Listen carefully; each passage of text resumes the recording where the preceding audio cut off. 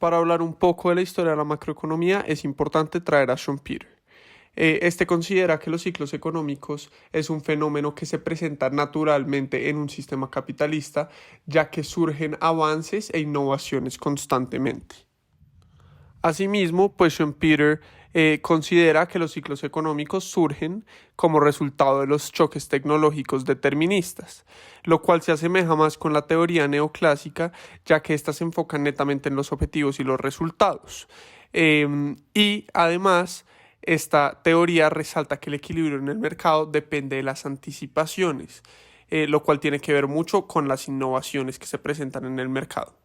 El rol de los emprendedores en la teoría de Schumpeter es básicamente alterar el equilibrio de las economías, que están basadas pues en la oferta y la demanda. Esto ya que en medio de su afán por innovar y tener un cambio constante, creando necesidades nuevas en los consumidores, alteran las condiciones naturales que rigen la economía de mercado. Para definir el concepto de destrucción creativa necesitamos la presencia de dos elementos: la destrucción para la posterior creación. En este concepto, el empresario es el protagonista. En realidad, este concepto implica la introducción de nuevos bienes y servicios en diferentes industrias como reemplazo de los viejos. En realidad, las empresas tienen que sobrevivir implementando mejores herramientas para incrementar sus niveles productivos y de competencia. Como administrador, considero que hay dos características fundamentales en este concepto. La primera es que las empresas que no son capaces de innovar y de mantenerse relevantes, pues van a quedar obsoletas. Y la segunda es que existe la libre competencia, entonces ni el mercado ni el gobierno pueden detener la innovación. Sin embargo, hay dos razones que me impiden estar totalmente de acuerdo con esta teoría. La primera es que el cierre pues, de algunas empresas es muy trágico para los empleados que hacen parte de ella, los dueños y otros grupos de interés. Y lo segundo es que a veces surgen cambios e innovaciones innecesarias. En realidad, a veces por ese afán de cambiar y esa presión de innovar, las organizaciones se ven forzadas a invertir en cambios que no justifican la inversión. El método Atlas es un método de conversión que nos permite reducir pues, el impacto de las fluctuaciones en el tipo de cambio cuando vamos a comparar el ingreso nacional de nosotros con los de otros países. Para esto se promedia un año base y los 2 años anteriores a este y se ajustan por los cambios en las tasas de inflación del país. Pues esta tasa se mide por la variación en el deflactor del PIB. En cuanto a la balanza de pagos es aquella que registra los flujos financieros que el país está intercambiando con el resto de economías del mundo. Esta tiene dos cuentas, la corriente y la financiera. Entonces, la corriente contabiliza exportaciones e importaciones de bienes y servicios e ingresos y egresos por renta de los factores y por transferencias corrientes. La financiera registra las fuentes de financiación externa o la capacidad pues, de otorgar recursos al resto del mundo.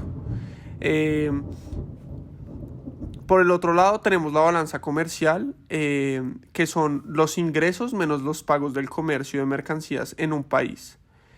Si sumamos esta balanza comercial, la de servicios, la de rentas y la de transferencias, tenemos la balanza por cuenta corriente.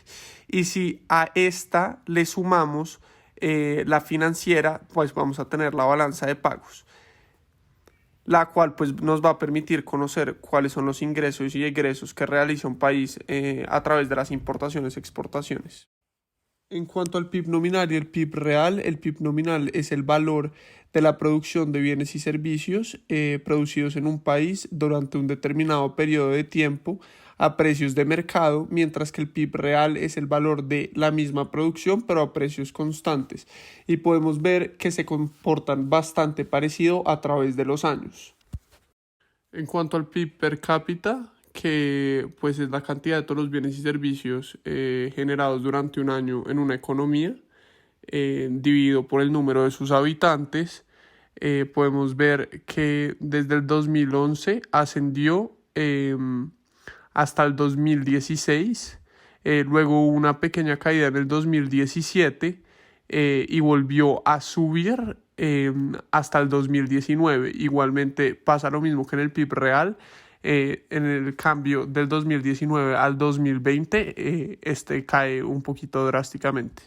En cuanto a la inflación, que tiene que ver con el alza general de los precios en el mercado, podemos ver que en los años que hubo menos inflación fue en el 2012 y en el 2013, al igual que en el 2019. Sin embargo, en el 2014 hubo un alza en la subida de los precios y en el 2020 también se disparó la inflación drásticamente. Para construir la serie de crecimiento económico de los últimos 10 años de Chile, utilizamos el PIB real del año actual del cual se estaba sacando el crecimiento y lo dividimos por el PIB real del año anterior a ese.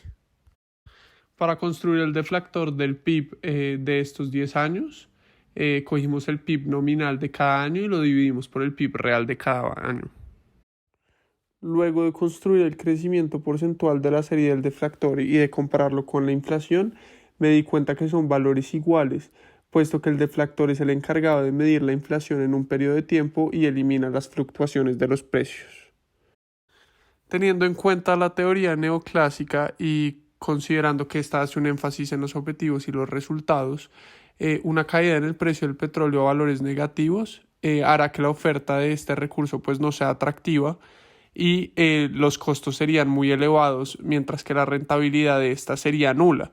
Esto causaría pues que la oferta agregada se desplazara a la izquierda y en este caso sugeriría una política de estabilización que sería reducir el gasto público, ya que esto incentivaría la caída del consumo y por ende un desplazamiento de la demanda agregada a la izquierda también.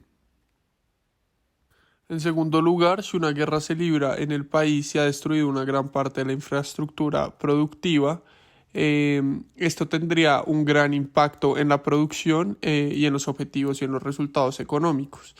Entonces se necesitaría la intervención del gobierno para que éste invierta en insumos y ponga al alza la producción del país.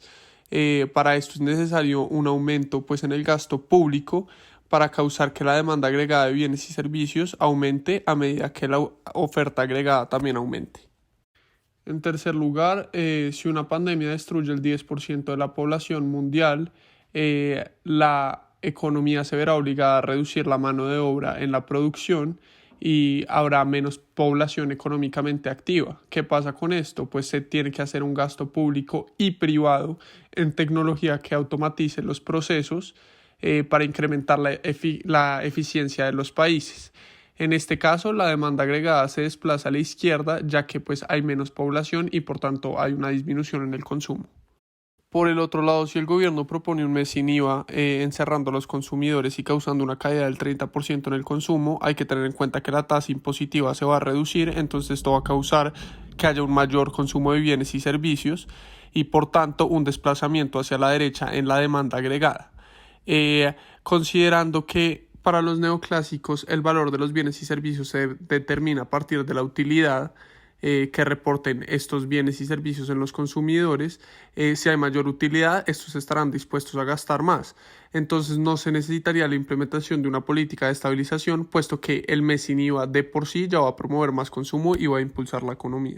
Por último, si una tecnología reduce los costos de recolectar energía solar en un 75% y teniendo en cuenta que los neoclásicos se enfocan mucho en la eficiencia y la productividad, pues la implementación de una tecnología así implicaría una reducción de mano de obra y una automatización en los procesos. Esto terminaría por mejorar la eficiencia de la organización. Entonces, en este caso tampoco considero que se necesite una política de estabilización, ya que pues a raíz de la reducción de estos costos y el aumento de la inversión privada que va a haber, la demanda agregada se va a desplazar a la derecha. El dinero a partir de sus usos se define como un medio de cambio, una unidad de cuenta y un depósito de valor. En cuanto a los agregados monetarios, estos son todo el conjunto de activos financieros que cumplen la función del dinero. Entonces estos tienen que servir como medio de pago y como unidad de valor. La base monetaria es toda aquella cantidad de dinero que está en circulación más las reservas de las que dispone el Banco Central. Y el dinero líquido, digamos que se puede definir como el dinero en circulación en billetes y monedas que están en manos de la gente, en los depósitos corrientes y en las reservas de los bancos centrales. Por el otro lado, tenemos que tener en cuenta que si el dinero no ha sido puesto en circulación, no es dinero y no tiene ningún valor. El Banco Central, pues, es el órgano de autoridad que tiene la facultad de controlar la cantidad de dinero que circula en la economía y hay que tener en cuenta que uno es dueño del valor más no del billete. Sin embargo, es muy complicado que un ciudadano del común sepa qué billete está en circulación y qué no. Entonces, aunque legalmente no contengan ningún valor, la gente seguirá aceptándolos en algunos casos.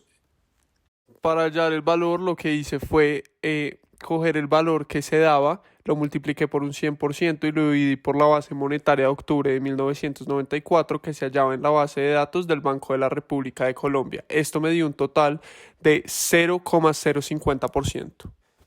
Esto causó que la demanda agregada se desplazara a la derecha, ya que al haber más dinero en circulación se incrementaba el consumo. De acuerdo con la teoría neoclásica, ¿qué política de estabilización le recomendaría al Banco de la República si no le interesara la inflación? En primer lugar, debemos tener en cuenta que la austeridad es un pilar propio de la economía neoclásica y que ésta también considera que la inflación es la consecuencia inevitable de la imposibilidad de reducir el consumo. Entonces, se le recomendaría al banco una reducción del gasto público para que el consumo baje y los precios también, observando un desplazamiento de la demanda agregada hacia la izquierda. Teniendo en cuenta que al Banco Central Suramericano sí le interesa la inflación, yo le recomendaría cambiar las políticas, ya que desde un punto de vista neoclásico los resultados son lo más importante y si las personas reducen su poder adquisitivo, el consumo también va a reducir. Además, esto puede surtir efectos sobre los demás países, ya que la inflación es demasiado desmesurada.